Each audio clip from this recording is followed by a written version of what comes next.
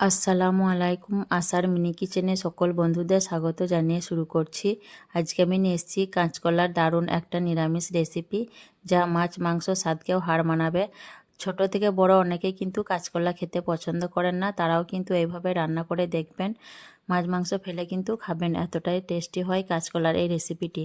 তার জন্য দেখুন এখানে আমি দুটো কাঁচকলা নিয়ে নিয়েছি, আর এই ছুরির মধ্যে আমি কিছুটা সর্ষের তেল লাগিয়ে নিয়েছি যাতে কাঁচকলার আটাটা লেগে না যায়।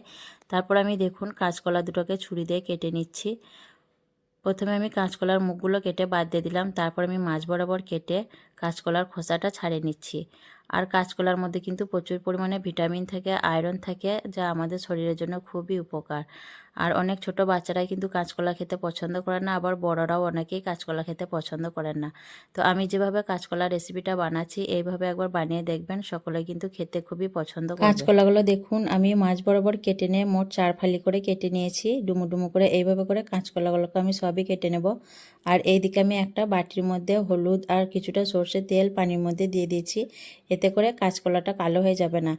এইভাবে করে আমি কাঁচকলাগুলো কেটে নিয়ে এই হলুদ পানির মধ্যে দিয়ে দেবো, তাহলে কাঁচকলাগুলো দেখুন একদম কালো হয়ে যাবে না। কাঁচকলাগুলো দেখুন আমার সব কেটে নেওয়া হয়ে গেছে, আর এরকম হলুদ পানির মধ্যে দেওয়ার ফলে দেখুন কাঁচকলার গায়ে একটুও কিন্তু কালো কষ ওঠেনি, একদম সাদা হয়ে আছে কাঁচকলাগুলো দেখুন। তারপর দেখুন এখানে আমি দুটো মিডিয়াম সাইজের আলু নিয়েছি, আর আলুর খোসাগুলো আমি আগে থেকে ছাড়িয়ে নিয়েছি। আলুগুলোকেও আমি দেখুন মাঝ বরাবর কেটে নিয়ে ডুমো ডুমো করে কাঁচকলার মতো করে কেটে নেব, যাতে কলা আর আলুর শেপটা একরকমই হয়ে যায়। এখানে আমি দুটো কাঁচকলা আর দুটো আলু ব্যবহার করেছি, আপনারা চাইলে কিন্তু বাড়িয়ে কমিয়ে নিতে পারেন। আলুগুলোকেও আমি ডুমো ডুমো করে কেটে নিয়েছি। এখন আলুগুলোকে আমি একটা পাত্রের মধ্যে নিয়ে নেব। আর এখানে দেখুন আমি দুটো ছোট সাইজের টমেটো নিয়েছি, আর টমেটোটাকেও আমি এইভাবে করে 4 পিস করে কেটে নেব। আর টমেটোর মুখগুলো আমি কেটে বাদ দিয়ে দিচ্ছি। টমেটোর সাইজগুলো ছোট বলে এখানে আমি দুটো টমেটো ব্যবহার করছি, আপনারা চাইলে বড় সাইজ হলে একটাও ব্যবহার করতে পারেন।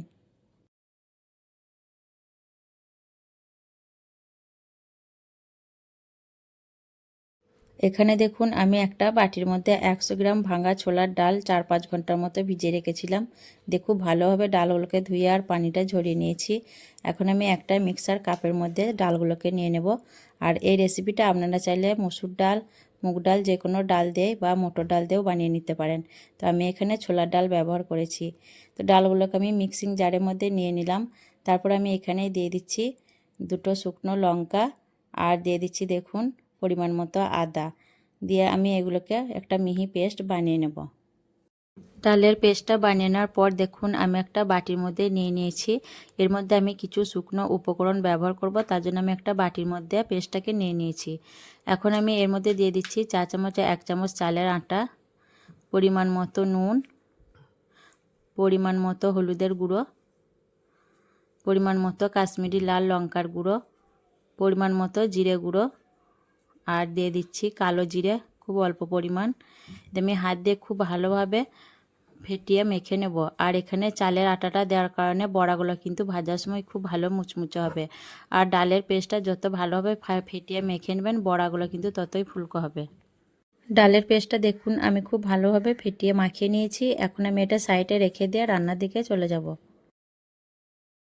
প্রথমে আমি গ্যাস অন করে একটা কড়াই বসিয়ে দিয়েছি, আর আমি একটা মশলা বানিয়ে নেব। তার জন্য আমি এখানে শুকনো খোলাই দিয়ে দিচ্ছি ছোট চামচে 1 চামচ গোটা কাঁচা জিরে, 1 চামচ মৌরি, একটা শুকনো লঙ্কা, আর দুটো এলাচ, আর 1 টুকরো দারচিনি দিয়ে আমি নাড়াচাড়া করে শুকনো খোলায় মশলাটাকে খুব ভালোভাবে ভেজে নেব।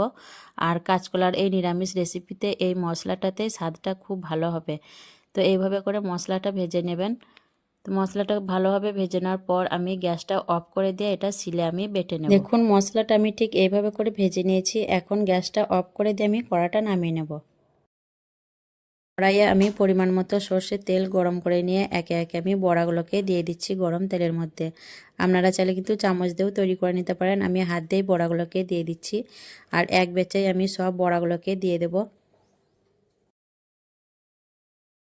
কিছুক্ষণ পর আমি বড়াগুলোকে এইভাবে করে উল্টে পাল্টে একদম লালচে করে ভেজে নেব। বড়াগুলো আমি দেখুন বেশ কিছুক্ষণ ভেজে নিয়েছি, আর একদম লালচে কালার চলে এসছে, আর খুব বেশি মুচমুচে হয়েছে, দেখেই বুঝতে পারছেন বড়াগুলো খুব সুন্দরভাবে মুচমুচে হয়েছে। তো এখন আমি বড়াগুলোকে দেখুন একটা জায়গার মধ্যে তুলে নিচ্ছি। আর এই বড়াগুলোকে কিন্তু শুধুমুখেও খেতে পারেন, শুধুমুখও বড়াগুলো খেতে খুবই ভালো লাগে। তারপর আমি এই তেলের মধ্যেই দিয়ে দিচ্ছি কাঁচকলাগুলোকে। প্রথমে আমি কাঁচকলাগুলোকে একটু ভেজে নেব, তার জন্য দিয়ে দিলাম। আর দিয়ে দিচ্ছি খুব অল্প পরিমাণ নুন, আর দিয়ে দিচ্ছি খুব অল্প পরিমাণ হলুদ।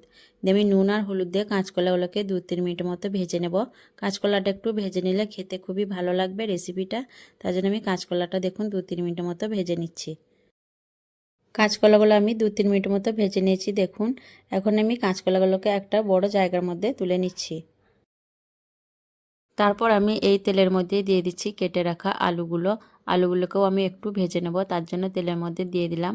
আলুর মধ্যেও আমি দিয়ে দিচ্ছি পরিমাণ মতো নুন আর খুব অল্প পরিমাণ হলুদের গুঁড়ো। দিয়ে আমি নুন হলুদ দিয়ে আলুগুলোকেও 3-4 মিনিটের মতো নাড়াচাড়া করে ভেজে নেব। আলুগুলোও দেখুন আমার ভেজে নেওয়া হয়ে গেছে খুব ভালোভাবে। এখন আমি আলুগুলোকে তুলে নিচ্ছি। আলুগুলো তুলে নেওয়ার পর আমি আবারও 4 চামচে 2 চামচের মতো সরষের তেল দিয়ে দিলাম।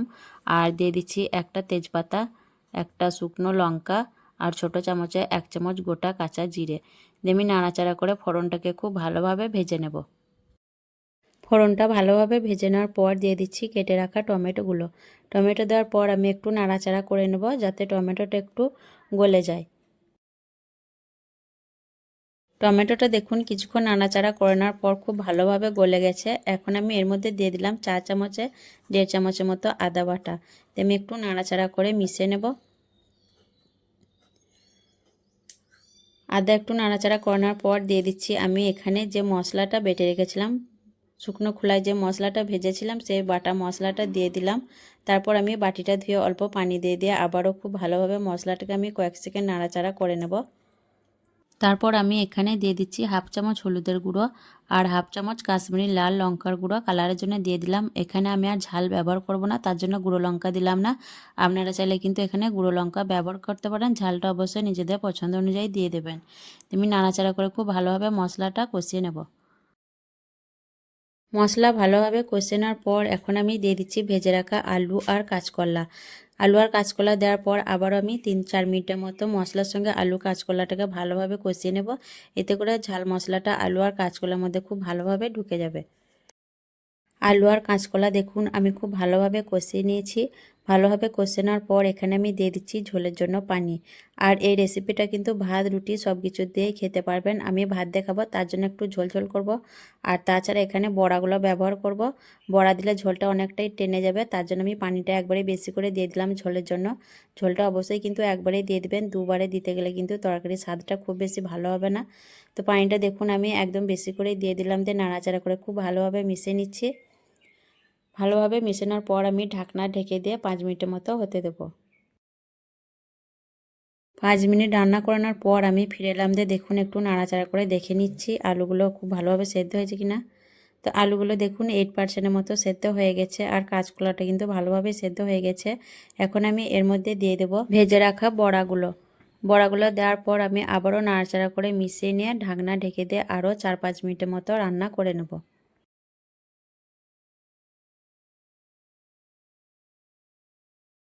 আরও 4-5 মিনিট রান্না করার পর দেখুন সব কিছু কিন্তু ভালোভাবে সেদ্ধ হয়ে গেছে। এখন আমি একটু নাড়াচাড়া করে নিচ্ছি। আর বড়াগুলো একটু সেদ্ধ হয়েছে নাকি আপনাদের দেখিয়ে দিচ্ছি দেখুন। বড়াগুলোও দেখুন খুব ভালোভাবে সেদ্ধ হয়ে গেছে। আর এখন আমি এর মধ্যে দিয়ে দিচ্ছি 1 চামচ গাওয়া ঘি।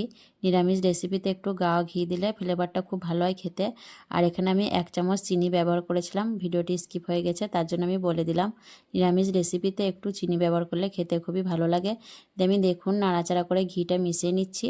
আর এখানে চাইলে কিন্তু আপনারা গুঁড়ো গরম মশলাও ব্যবহার করতে পারেন। আমি গোটা গরম মশলা ব্যবহার করেছি বলে আর গরম মশলাটা দিলাম না। আমি ঘিটা দিয়ে নাড়াচাড়া করে নিচ্ছি, তাহলেই কিন্তু আমার রান্নাটা হয়ে যাবে। আজকের এই নিরামিষ কাঁচকলার রেসিপি কেমন লেগেছে অবশ্যই কমেন্টে জানাবেন। ভালো লাগলে লাইক করবেন, শেয়ার করবেন আর আমার চ্যানেলটিকে সাবস্ক্রাইব করে আমার পাশে থাকবেন। আসবো আবারও অন্য কোনো রেসিপি নিয়ে। সকলে ভালো থাকবেন, সুস্থ থাকবেন। আল্লাহ হাফেজ।